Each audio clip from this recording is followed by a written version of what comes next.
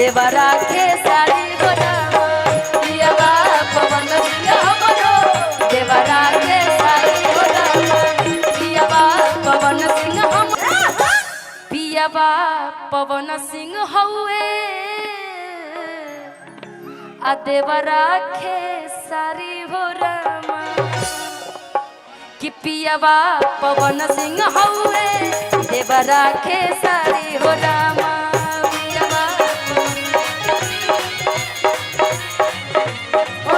कि बहुत दुलार प्यार मिले ससुरार से कि घर हमर भरल बस सुपर स्टार से एगो भौजाई कहतरी ठीक थोड़ी नियर भौजाई कि बहुत दुलार प्यार मिले ससुरार से कि घर हमर भरल बस सुपर स्टार से कि एगो पेन जींस एगो पेन जींस एगो घूमे कुर्ता झारी हो रामा पियवा पवन सिंह हउए आ देवरा के सारी हो रामा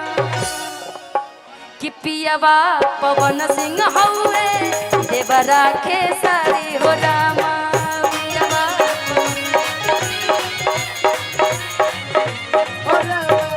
पियवा पवन सिंह हउए देवरा के सारी हो रामा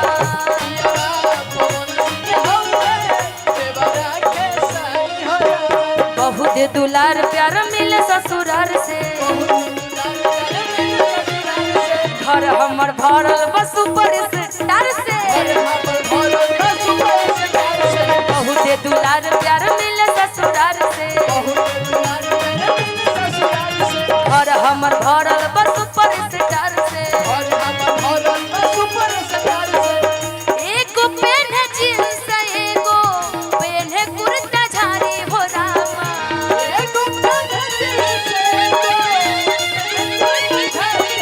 एगो पेन जींस एगो पेन कुर्ता झारी हो रामा पियवा पवन सिंह हमरो देवरा के सारी हो रामा पियवा पवन सिंह हमरो देवरा के सारी हो रामा पियवा पवन सिंह हमरो देवरा के सारी हो रामा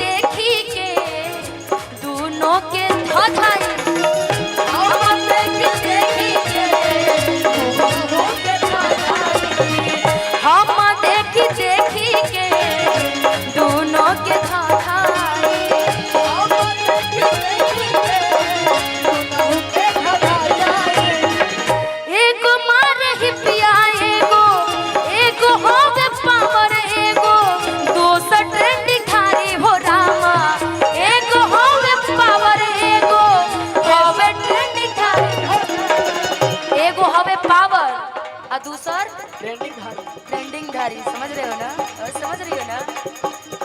एगो हवे पावर एगो हवे पावर दोसर हवे ट्रेंडिंग धारी हो रामा पियवा पवन सिंह हमरो देवरा के सारी हो रामा पियवा पवन सिंह हमरो देवरा के सारी हो रामा पियवा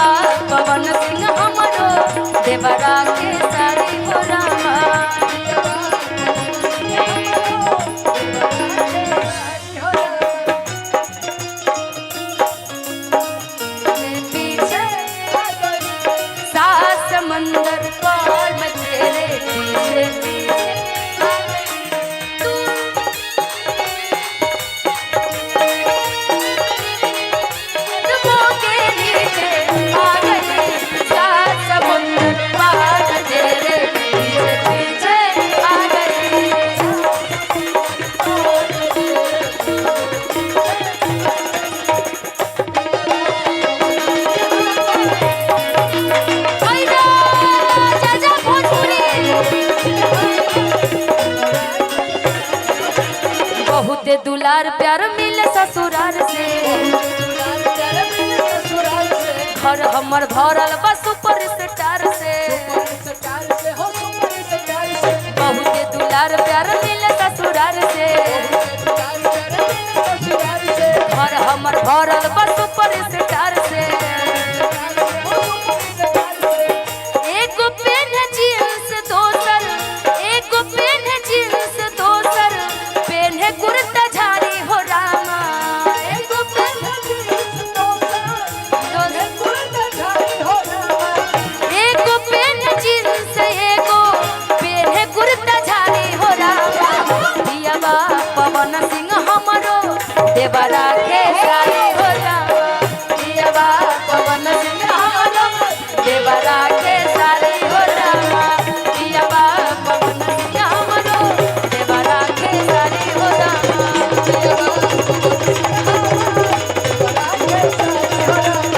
दियावा पवन सिंह हमरो देवरा के सारी हो रामा, दियावा पवन सिंह हमरो देवरा चिपियावा पवन सिंह हमर आ देवरा खेसारी हो रामा, कि सबरे भोजपुरिया पे पड़ले इहे दूनो भारी हो रामा, जवना के नाम बारे पवन खेसारी हो रामा, कि दोनों भोजपुरिया बारे खाटी बिहारी हो रामा। भगवान करे कि सभी कलाकार में ऐसे प्यार मोहब्बत बना रहे और पवन जी हमारे बीच में सांसद बन के आए, यही हम सबकी कामना है। और हमेशा तो आपने नेता को ही नेता बनाया, इस बार कलाकार के बेटा को एक बार नेता बना करके दिखाए तो बहुत अच्छा रहेगा, क्योंकि सभी कलाकार आज काराकाट में देखे होंगे आप सभी लोग, कंटिन्यू सभी कलाकार वहीं व्यस्त है, हम भी व्यस्त थे, लेकिन आज का कार्यक्रम तो मुखिया जी का देन था कि हम लोग भी यहाँ पे उपस्थित है, वरना सब तो वहीं पे हम लोग व्यस्त थे। लेकिन आए अरशद जी कि अभी भी नहीं आए, नहीं चले गए, मुखिया जी भी नहीं दिख रहे हैं, कोई नहीं दिख रहा है भाई। हे हरिनाम कृष्ण जगन्नाथम प्रेमानंद, ये क्या हुआ, सबके सब गायब कहाँ से कहाँ हो गए।